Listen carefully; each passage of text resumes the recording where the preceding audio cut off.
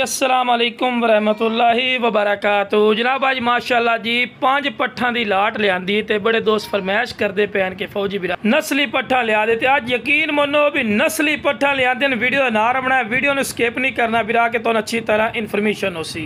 बाकी जनाब पहले नंबर ते ब्लैक बीतल अमृतसरी माशाअल्लाह पाठी ने 6 तो 7 महीने की उम्र ने माशाअल्लाह चंगे कद कबाड़े च और वेल चेक करो दुम बिल्कुल सीधी, कोई ऐसा पॉइंट नहीं जड़ा दा घट होवे। ये लख रुपए बकरी दी माशाअल्लाह पार्टी ने और मेरा बिरा ये जो चीज़ अनमोल तोहफे इन पे माशाअल्लाह है। जनाब आ गई नागरे कलर दे विच माशाअल्लाह खूबसूरत फेस ब्यूटी, कन्ना दे लापर जबरदस्त, वेल जबरदस्त, चंगी झालर और मेरा बिरा आज ये तुहानूं हज़ारां रुपये मिल रही ना चीज़ां, ए चीज़ां इंशाअल्लाह अगर अच्छी पलाई करसो इन्हों संभाल सो तो मेरा बिरा 6 महीना बाद यह पट्ठा तुहानूं लाख लाख रुपए इंशाअल्लाह आराम नाल सेल होने वाली हैं, क्योंकि 6 महीना बाद इन्हें नवे दुध भी हो जाना है। तो जो नवे दुध हो गया गब्बण हो गया तो उन्होंने रेट तुहानूं ही पता है कि कितना ज़्यादा होंदा है। तो रेट काफ़ी इंक्रीज इन पे, इस गल का तुहानूं ही पता है भी मंडियों के रेट काफ़ी इंक्रीज हैं, लेकिन बिरा अपना रेट नहीं होना बिल्कुल जायज़ और मकूल रेट हो सी। तो जनाब 5 तो 6 महीना की पट्ठा पियाँ और खूबसूरत वेल चन, कलर क्वालिटी ज़बरदस्त,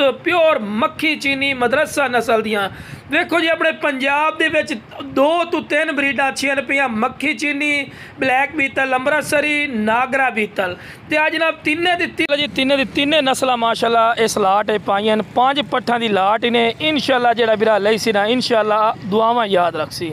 तो लो बिरा चौथे नंबर ते पट्ठ आ गए ने नागरी डब्बी दे विच माशाअल्लाह क्वालिटी वाइज नंबर 1, खूबसूरत चीज़, खूबसूरत वेल, बरीक पशम, कोई ऐसा पॉइंट है जो घट होवे माशाअल्लाह हर पॉइंट ज़बरदस्ती ने।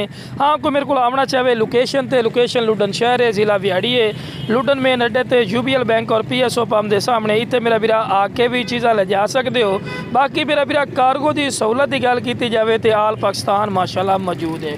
उम्र दस रहे हैं 5 तो 6 महीने माशाअल्लाह इन्हां दी उम्र पियाँ।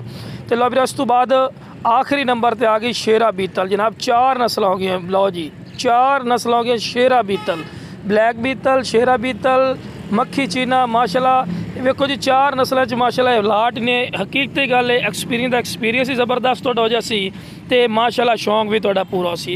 देखो जी पाकिस्तान नंबर 1 क्वालिटी होंदी है 4 नस्लों की पई और 4 दी 4 माशाअल्लाह क्वालिटी इस लाट पाई गए हैं। बाकी जनाब जिस बिरान हुए जनाब 5 पट्ठा की लाट चाहिए यकीन मनो जल्दी रबता कर ली सो ना तुसी फायदे च रसो। रेट मुनासिब हो सी, कोई ज़्यादा रेट नहीं होता।